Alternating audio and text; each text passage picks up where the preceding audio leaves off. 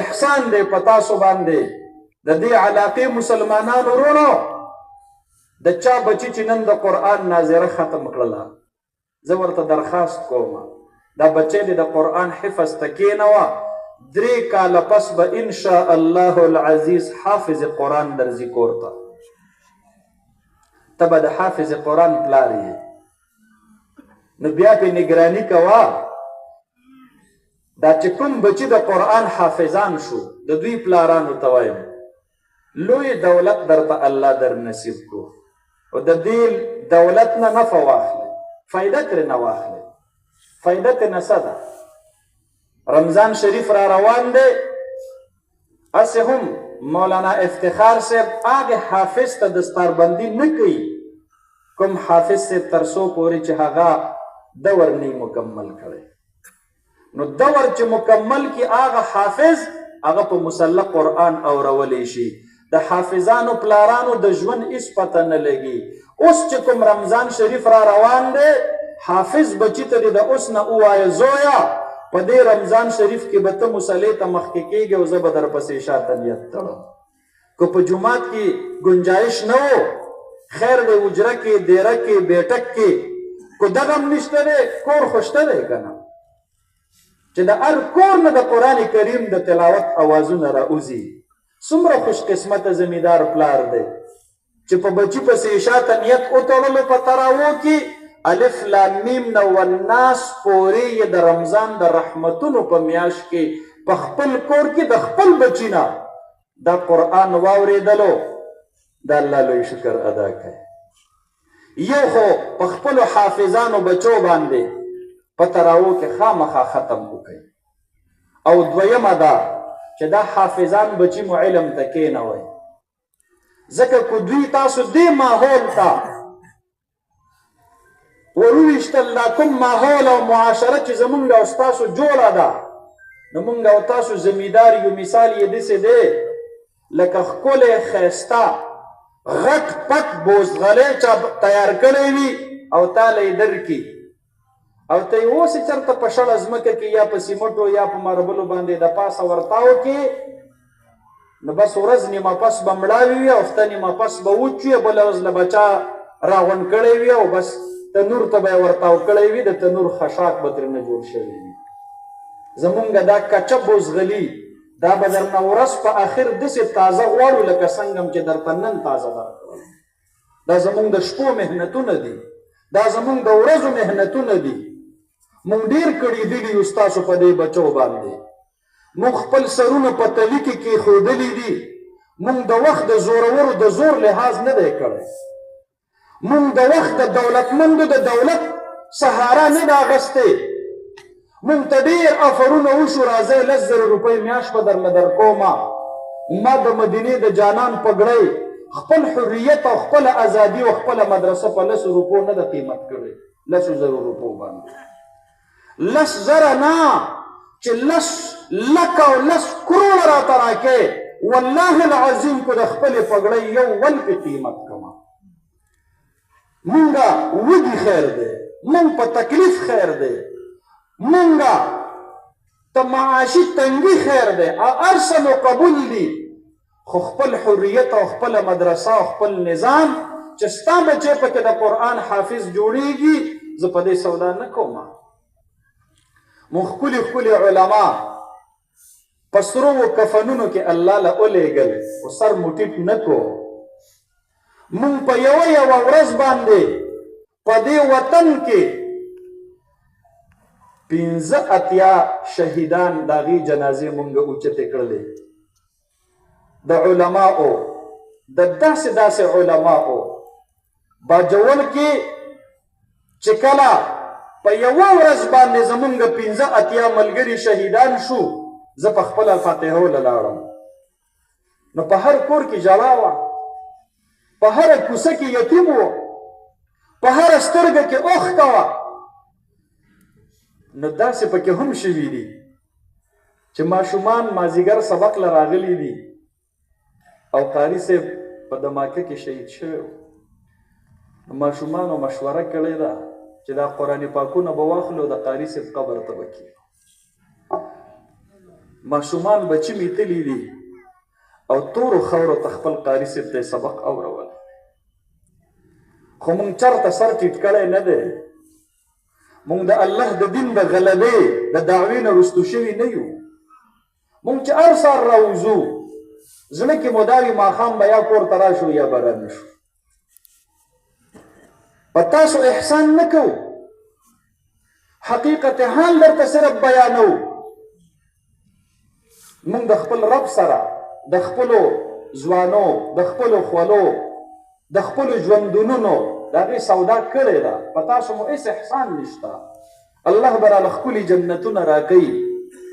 ان الله اشترى من المؤمنین انفسهم واموالهم بان لهم الجنه. زمونږ د سرونو قیمتونه مه متعین کوئ. د وخت سوداګرو زما د پګړۍ قیمت ته نشي لګولی. ای سوداګره ته ډېر قمقل یې. دا پګړۍ ابو جهل او عتبه او شیبه او ابو لهب په هغه وخت کې په سرمایو باندې نه ده اخیستې، دا یې نه ده قیمت کړې، دا ته نشي قیمت کولی. دا د رحمت للعالمین پګړۍ ده. مونږ په تکلیفونو باندې دا مدرسې دا چلو. مونږ ته خلق پیغورونه راکوي، مونږ یې پروا نه کوو. د چا بچي ته چې قرآن ښیمه، پلار یې راته په فیسبوک باندې علماء سوء لیکي. د چا بچي ته چې مې نن پټکی وتړلو، پلار یې په فیسبوک باندې د خر تصویر راواخلي، سر تر نکټ کې د عالم سره په تنه باندې یو ځای کړي. زه ړوند خو نه یم، زه خو اینم. دا څوک راپسې نارې لګېدام اورو، کاڼه خو نه یم. هر څه مو په زړه کې ساتلي دي. الله رب العالمین راته ډیوټي حواله کړې ده. د الله د رضا دپاره لګیا یو. تاسو ته مو صرف خپل حقیقت حال ښکاره کو. 30 کاله په اسلامي جمهوریه پاکستان کې ستا د بچي د قرآن د درسګاه رجسټریشن نه کېدلو. زما مدرسه تر اوسه پورې غیر قانوني وه. 30 کاله ما په پاکستان کې په ان رجسټرډ ادارو کې ستا بچو ته قرآن وښودلو. او اوس چې بله ورځ 28 قوانین صدر صاحب ته کېښودلی شو، په 29 باندې دستخط وکړو، خو چې د مدرسو د رجسټریشن قانون راغی صدر صاحب قلم اوچت کو، وی امریکا خفه کېږي او APTF خفه کېږي. د پاکستان مسلمانانو دې نه خو اندازه ولګوئ چې دا فقیر مسکین مولا نن د امریکې او د APTF په مقابله کې ولاړ دی. نن زما مد مقابل هغه دی. هغه نه غواړي چې دا پټکي سیوا شي، هغه نه غواړي چې د قرآن تلاوتونه سیوا شي، هغه نه غواړي چې اسلامي جذبه سیوا شي، هغه نه غواړي چې اسلامي فکر سیوا شي، هغه نه غواړي چې اسلامي نظام معیشت او اسلامي نظام حکومت د هغې تصورات دې په اسلامي دنیا کې باقي پاتې شي. باقي عالم اسلام هغې خپل هتیار غورځولي دي په تهذیبي جنګ کې 56 اسلامي ملکونو د میندو خویندو د لوپټونو لاس انځلي دي. زه شم او قربان شم د پاکستان د دې مولا نه چې د وخت د دغه زورورو خلاف خپله سینه ډانه نیسلې نه. د چا په ګولو نه دی، د چا په اتکړو نه دی، د چا په بدماشو نه دی. د الله رب العالمین د دین ډیوه یې بله ساتلې ده. په میاشت کې خامخا الله رب العالمین له په سرو کفنونو کې ګلونه عالمان ضرور لیږي. دې ته ضرور تن کېښودلی دی. ربه خو ستا د دین ډیوې مړه کېدلو ته تن نه ږدي. زار شم او قربان شم د پاکستان د دغې علماو نه. زما محترم ورونو، دا هتیار نور عالم اسلام غورځولی دی او موږ ورته ولاړ یو د اسلام په مورچه کې او د قرآن په مورچه کې. چې کله د پاکستان ټولو مشرانو ستا دا بچی چې دا نن په سر باندې سپین پټکی دی، دا یې په بډاګه باندې یوازې پرېښودلو. قربان شم د مولانا فضل الرحمن نه په سر یې ورله د شفقت لاس کېښودلو. ستا د ناظري او د حفظ بچی یې غېږې سره رانږدې کو. بچیا ته مه خفه کېږه، دې زورورو ته به مخې ته زه ودرېږم او واکمنو ته اعلان وکړو د مدرسو د رجسټریشن په قانون دستخط وکړه، ورنه د اسلام پسندو هغه لښکر اسلام آباد ته درولم چې د حسین او واجد او د شام د بشار الاسد د هغې مثالونه به دنیا یې رکي. او الحمدلله هغه قانون یې په دستخط کو.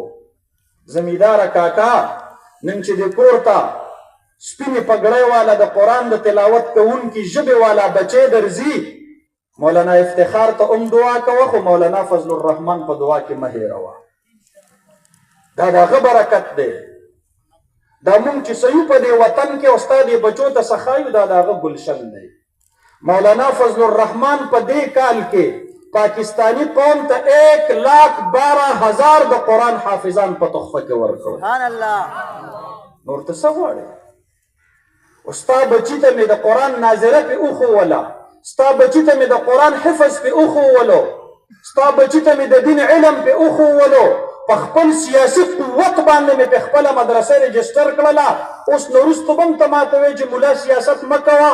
ما په خپل سیاست باندې ستاسو په دې غریب کلي کې 35 کورنو ته د قرآن کریم برکتونه نن در ولیږل. 35 سینو 35 ژبو ته مې قرآن دا مې ورته وښودلو. نن نو وروسته به هم ته ما ته وایې چې سیاست مه کوه. ما په خپل سیاست ستا کور ته قرآن در ولیږلو.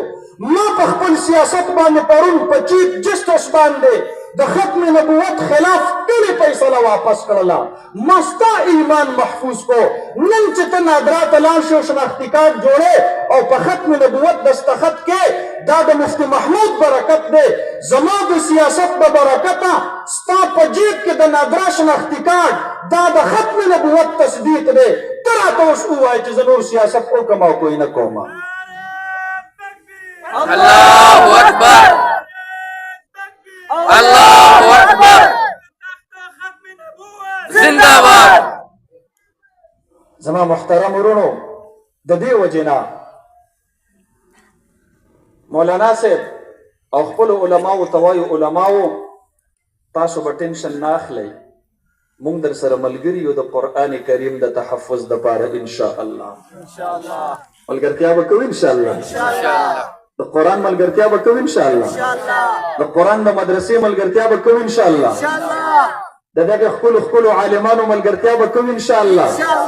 او د قرآن یو اخري ګیله ده، د مرګ هېڅ پته نه لګي. کیدای شي را روان کال له دلته دستاربندي وي او په دې کسانو کې څوک وفات وي څوک ژوندي وي، خو زړه کې خو عهد انسان هر وخت کولی شي. د قرآن لویه ګیله د پاکستانیانو نه دا ده چې 8 کاله وشو چې قرآن په پاکستان کې په نظام حکومت کې د فرنګیانو په زنځیرونو کې تړلی دی.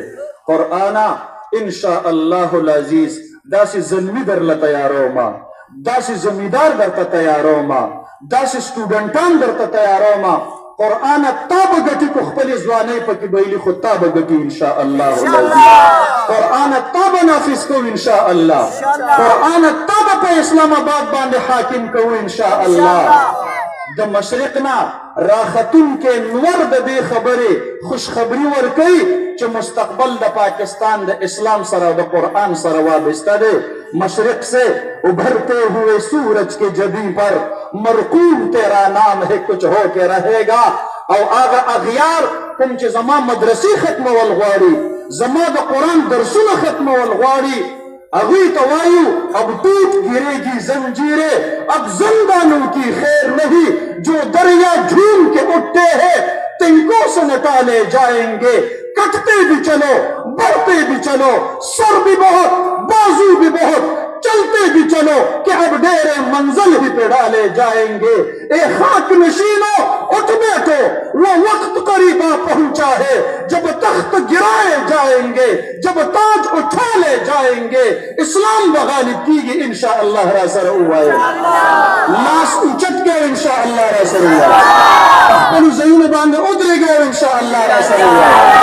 इस्लाम बगालिब कीगी इंशाअल्लाह, कुरान बगालिब कीगी इंशाअल्लाह. व आखिर दावाना अनिल हम्दुलिल्लाहि रब्बिल आलमीन.